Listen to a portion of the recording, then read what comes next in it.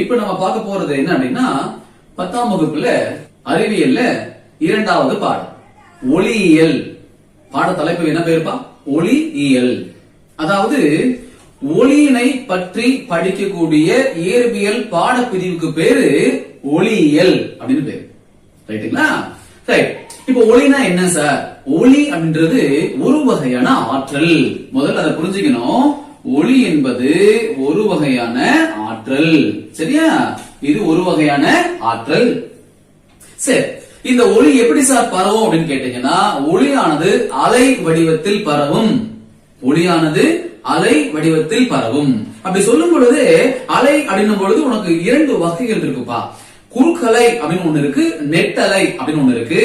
இந்த ஒளியானது நாம் கண்ணால் பார்க்கக்கூடிய இந்த ஒளியானது குறுக்கலை வடிவத்தில் பரவும். சரியா? குறுக்கலைனா எப்படி சார் இருக்கும்? இந்த பாருங்க, இந்த மாதிரி போகும். இதுதான் குறுக்கலைன்னு சொல்லுவோம். இந்த குறுக்கலை வடிவத்தில் ஒளியானது பரவும். ஆனா நீங்க கவனிக்கணும். என்ன கவனிக்கணும் அப்படின்னா, இப்படி குறுக்கலை வடிவத்துல ஆற்றலானது கடத்தப்பட்டாலும் அது செல்லக்கூடிய பாதை எப்படி இருக்குங்க? நேர்கோட்டுல போற மாதிரி இருக்குங்களா? அதனால ஒளி செல்லக்கூடிய பாதைய நம்ம ஒரு நேர்கோடும் ஒரு அம்பு குறியிட்டும் குறிக்கலாம்.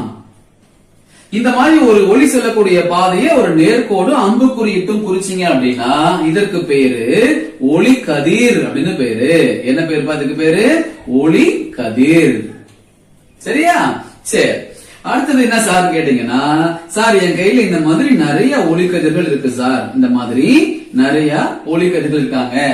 இந்த மாதிரி ஒளி கதிர்களின் தொகுப்புக்கு பேரு என்ன அப்படின்னா ஒளி கற்றை. அதுக்கு என்னப்பா பேரு? ஒளி கற்றை. ஒளி கற்றை. அதுக்கு என்னப்பா பேரு? ஒளி கற்றை அப்படின்னு பேரு. சரிங்களா? ரைட். இப்ப நான் என்ன கேட்க போறேன் உங்ககிட்ட, இந்த ஒளி எங்க இருந்து வெளியே வருதோ அதை நம்ம என்ன சொல்லுவோம்? ஒளி மூலம் அப்படின்னு சொல்லுவோம். சரியா? ஒளி எங்க இருந்து வெளியே வருதோ அதுக்கு என்ன பேர்ப்பா? ஒளி மூலம். உதாரணம், ஒரு மெழுகுத்திரி எடுத்துக்கங்களேன். சும்மா ஒரு சாதாரண ஒரு மெழுகுத்திரியை எடுத்துக்கங்க. மெழுகுத்திரி எரிஞ்சிட்டு இருக்கும் பொழுது பாத்தீங்கன்னா ஒளிகளை அனைத்து திசைகளையும் வெளியிடுமா? எஸ். அப்போ நம்ம என்ன சொல்லலாம் அப்படின்னா ஒளி மூலம் அப்படின்னு சொல்லலாம். நம்ம வீட்டுல இருக்கக்கூடிய பல்ப் இருக்குல்லப்பா, அதுல இருந்து ஒளி வெளியே வருதா இல்லையா? அதை நம்ம ஒளி மூலம் அப்படின்னு சொல்லலாம். சரி சார், இப்ப சூரியன் இருக்கு. சூரியன் தானாகவே ஒளிய உமிழக்கூடிய ஒரு பொருள். கரெக்டா? ஆமா தானே? யார சுவிட்ச போட்டு ஆஃப் பண்றோமா? இல்ல தானே? தானா ஒளிய உமிழக்கூடிய பொருள். நட்சத்திரங்களும் அப்படித்தான். இப்படி தானா ஒளிய உமிழக்கூடிய பொருட்களுக்கு என்ன பேரு? ஒளிரும் பொருட்கள் அப்படின்னு பேரு. என்ன பேருப்பா? ஒளிரும் பொருட்கள். ஒளிரும் பொருட்கள் அப்படின்னு சொல்லுவாங்க. ஒளிரும் பொருட்கள். அப்ப தானாவே ஒளிய ஒரு பொருள் வெளியே விட்டுச்சுன்னா அவங்களுக்கு என்ன பேர் சொல்லுவீங்க? ஒளிரும் பொருட்கள் அப்படின்னு பேர் சொல்லுவோம். சரி, இப்ப அடுத்ததா ஒரு முக்கியமான கேள்வி என்ன அவங்க கிட்ட கேட்க போறேன். கவனமா பதில் சொல்லணும். சொல்றீங்களா? சரி, இப்போ நம்ம சுத்தி இருக்க பொருளை பாக்குறோம்ல, நம்ம பார்ப்பதற்கு எது நமக்கு உதவி செய்கிறது? எது இருந்தா நம்மளால அந்த பொருளை பார்க்க முடியும் அப்படி சொல்லுங்க பார்க்கலாம். என்னப்பா? கண்ணா? எஸ், கரெக்ட் தான்ப்பா. கண்ணு இருந்தா நம்மள சுத்தி இருக்கக்கூடிய பொருட்களை நம்மளால பார்க்க முடியும். கரெக்ட். அப்போ உங்க லாஜிக் படியே நம்ம செய்யறேன். ஒரு ரூம், நல்ல இருட்டான ரூம், இருட்டான அறை. அந்த இருட்டறையில கொண்டு போய் உன்னை விடுறோம். உன்னால பொருளை பார்க்க முடியுமா? கண்ணு இருக்கும், ஆனா பொருளை பார்க்க முடியுமா? முடியாது தானே? அப்ப என்ன புரிஞ்சுக்கணும்? என்ன புரிஞ்சுக்கணும்? பொருட்களை பார்ப்பதற்கு கண் மட்டும் இருந்தால் போதாது. என்ன வேணும்? ஒளியும் அவசியம். வெளிச்சம் இருந்தா தான் பொருட்களை பார்க்க முடியும். சரி சார், அப்போ இன்னொன்னு பண்ணுமா? ஒரு டார்ச் லைட் எடுத்து ஒரு ஒளி மூலத்தை எடுத்து நேரா கண்ணுக்கு நேரம் அடிச்சிருவோம்.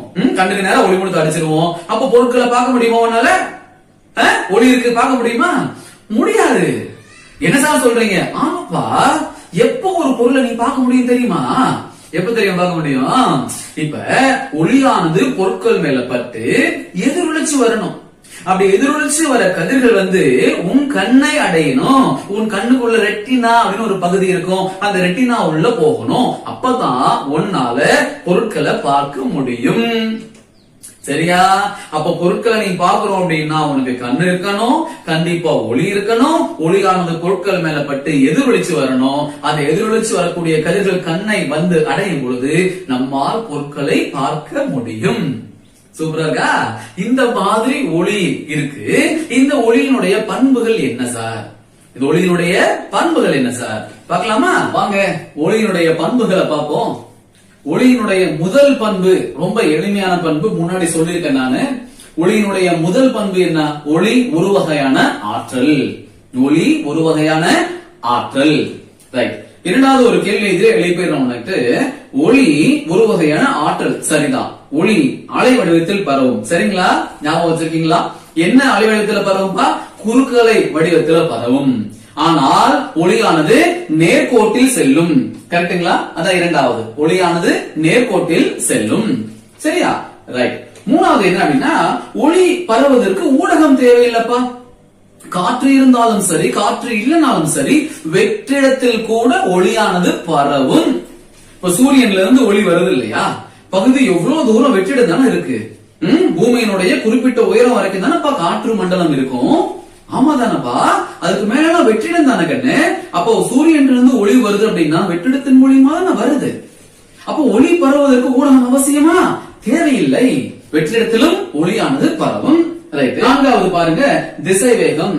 ஒளியினுடைய திசை வேகம் தான் இருக்கிறதுலேயே அதிகபட்ச திசை வேகம் பா. எவ்வளவு தெரியுமா? c அப்படின்னு சொல்லுவாங்க, 3 × 10⁸ மீட்டர் வினாடி பவர் -1. அதாவது என்ன அர்த்தம் அப்படின்னா ஒரு வினாடியில் 3 × 10⁸ மீட்டர் தொலைவுக்கு ஒளியானது பயணிக்கக்கூடிய வலிமை கொண்டது. அவ்வளவு வேகமா பரவும்பா, அவ்வளவு வேகமா பரவும். இன்னொரு விஷயம் கேட்டாதான் நீங்க ஆச்சரியப்படுவீங்க. எதுன்னு பாருங்களேன். என்ன சார்னு கேட்டீங்கன்னா, இந்த 3 × 10⁸ மீட்டர் இருக்குல்லப்பா, இங்க பாருங்களேன். 3 இத 10⁸ நான் என்ன பண்ண போறேன்? 10⁻5 10⁻3 அப்படின்னு பிரிக்க போறேன். இந்த 10⁻5 5 சைபர் போட்டுக்கிறேன் நானு. 10⁻5 5 சைபர் போட்டுக்கிட்டேன். மிச்சம் எவ்வளவு பாருங்க? 10⁻3 இருக்கு மீட்டர் வினாடி பவர் -1. இப்ப 10⁻3னா கிலோ, உங்களுக்கு தெரியும் தானே? அப்ப என்ன எழுதுறேன்னா, கிட்டத்தட்ட இது என்னன்னு பாருங்க, 1 10 100 1000 10,000 லட்சம், 3 லட்சம் 10⁻3னா கிலோமீட்டர், கிலோ மீட்டர் வினாடி பவர் -1, வினாடி பவர் -1. அப்ப நீங்க கவனிச்சனா 3 லட்சம் கிலோமீட்டர் ஒரு வினாடிக்கு ஒளியானது வேகமாக செல்லும். 3 லட்சம் கிலோமீட்டர்னா எவ்வளவு தூரம் இமேஜின் பண்ணிக்கீங்க ஒரு வினாடியில. அவ்வளவு வேகம் கொண்டது ஒளி. அடுத்தது வாங்க, ஐந்தாவது அதனுடைய பண்பு பாத்தீங்கன்னா அலைநீளம் மற்றும் அதிர்வெண் பத்தி சொல்ல போறோம். அலைநீளம் அப்படின்னா என்ன? ஒளியானது அலை வடிவில் பரவும் நம்ம சொல்லிட்டோம். அப்ப அலையினுடைய பண்புகள் அலைநீளம், அதிர்வெண் கண்டிப்பா ஒளிக்கும் இருக்கும். சரியா? அலைநீளம்னா என்ன? ஏற்கனவே சின்ன வயசுல படிச்சிருப்பீங்க, திரும்பவும் சொல்றேன், ஞாபகம் வச்சுக்கோங்க. ஒரு அலையினுடைய நீளம் தான் அலைநீளம். சிம்பிள். ஒரு அலையினுடைய நீளம் தான் என்னதுப்பா? அலைநீளம். அது எப்படி குறிப்பாங்க கவனிங்க. அலைநீளம் அப்படின்றது இப்போ ஒரு அலை எடுத்துக்கங்கப்பா. இதுதான் ஒரு அலை, குறுக்கலை. இதனுடைய நீளம் பாருங்க, இங்க இருந்து இது வரைக்கும் இருக்கக்கூடிய இதனுடைய நீளம் தான் அலை நீளம் அப்படின்னு சொல்லுவோம். இத லாம்டா அப்படின்னு குறிப்போம். சிம்பிளுக்கு என்னப்பா பேரு? லாம்டா. சரியா? சரி. அதிர்வெண் அப்படின்னா என்ன சார்? ஒண்ணும் இல்ல, ஒரு வினாடியில எவ்வளவு அலைவுகள் உருவாகுது, ஒரு வினாடியில எவ்வளவு அலைவுகள் உருவாகுது, இல்லன்னா ஒரு வினாடியில எவ்வளவு அதிர்வுகள் உருவாகுது, அதுதான் அதிர்வெண் அப்படின்னு சொல்லுவோம்.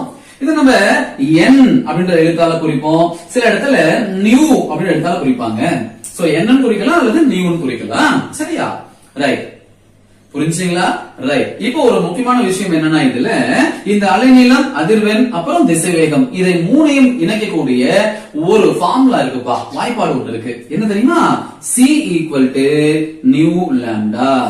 C = நியூ லாம்டா அல்லது C = n லாம்டா கூட போடலாம். இந்த நியூன்றது எதை இண்டிகேட் பண்ணுது? அதிர்வெண்ணை குறிக்குது. லாம்டா எதை இண்டிகேட் பண்ணுது? அலைநீளத்தை குறிக்குது. C எதை இண்டிகேட் பண்ணுது? எதப்பா? திசை வேகத்தை குறிக்குது. சரிங்களா? மகிழ்ச்சி.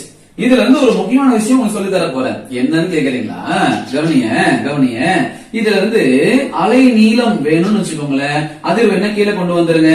என்ன வந்துரும்? c by நியூன்னு வந்துருமா? ஏன்னா பெருக்கலா இருக்குது, இந்த பக்கம் வந்தா வகுத்தலாம் மாறிடும். தெரியும் தானே?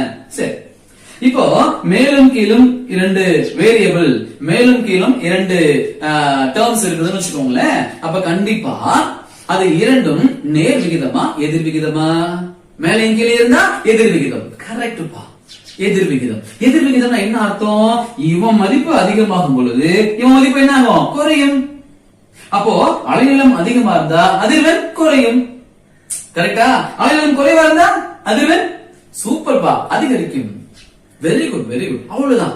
இந்த ஐடியாவோட அடுத்த விஷயத்துக்கு வாங்க. என்னன்னு கேட்டீங்கன்னா, ஆறாவது பண்பு, வெவ்வேறு நிறங்கள் வெவ்வேறு அலைநீளங்களையும் வெவ்வேறு அதிர்வெண்களையும் கொண்டிருக்கும். இப்ப வெள்ளை ஒளின்னு சொல்றோம்லப்பா, வீட்டுல பாக்குறோம்ல வெள்ளை ஒளி, சூரியன்ல இருந்து வரக்கூடிய இந்த வெள்ளை ஒளி எல்லாம் 7 கலர்கள் சேர்ந்ததுதான் வெள்ளை ஒளி. உனக்கு தெரியும் இல்லையா? விப்சிஆர்னு சொல்லுவாங்க. விப்சிஆர், VIBGYOR, விப்சிஆர் அப்படின்னு சொல்லுவாங்க. Violet, indigo, blue, green, yellow, orange, red. சரியா? இப்ப இதுல இந்த வயலட் இருக்கு பாத்தீங்களா, இத நம்ம ஊதா நிறம் அப்படின்னு சொல்லுவோம். ரெட் வந்து சிவப்புன்னு சொல்லுவோம், உனக்கு தெரியும். இந்த வெப்சிஆர்ல பாத்தீங்கன்னா ஒவ்வொரு கலருக்கும் ஒவ்வொரு அதிர்வெண் ஒவ்வொரு அலைநீளம் இருக்கும். ரைட்டா? என்ன சார் விஷயம்னா, இது எப்படி எதுவும் அரேஞ்ச் ஆயிருக்கும்? குறைந்த அலைநீளத்திலிருந்து அதிகமான அலைநீளத்தை நோக்கி இந்த வெப்சிஆர் ஆனது அமைந்திருக்கும்.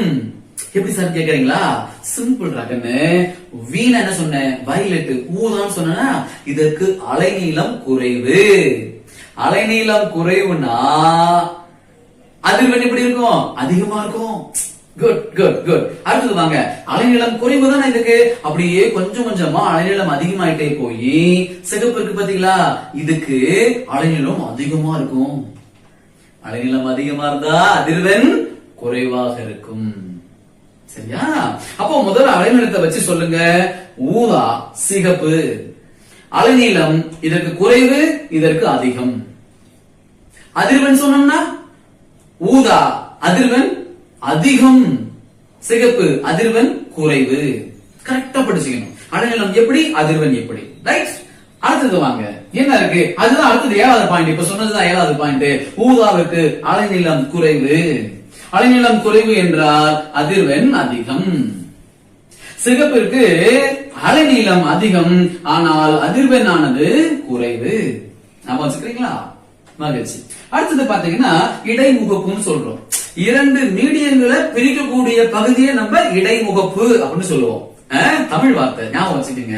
இப்ப கவனிய, இது ஒரு கண்ணாடி பரப்பு, இது ஒரு கண்ணாடி. மேல காற்று, மேல இருக்கிறது காற்று. நல்லா புரிஞ்சுக்கணும். இது காற்று, இது என்ன சொல்லிருக்கேன் நானு? கண்ணாடி. கண்ணாடி. இப்ப ஒளியானது காற்றுல இருந்து கண்ணாடிக்கு வருதுன்னு வச்சுக்கோங்களேன். இதுதான் இடைமுகப்பு. இந்த பகுதி தொழுது பாத்தீங்களா, அந்த பகுதி தான் நம்ம இடைமுகப்புன்னு சொல்றோம். சரியா? வரும்பொழுது என்ன ஆகும்னா, பகுதி விலகல் அடையும், பகுதி எதிரொலிக்கும். பகுதி விலகல் அடையும், பகுதி என்ன ஆகணும்? எதிரொலிக்கும். Partially reflecting, partially refracting. சரியா? இவ்வளவுதான் கண்ணு ஒளியினுடைய பண்புகள். எளிமையா இருக்கா? இந்த கீ பாயிண்ட்ஸ் வச்சுக்கிட்டு படிச்சீங்கன்னா டெஃபினட்டா உனக்கு ஈஸியா இருக்கும். சரிங்களா?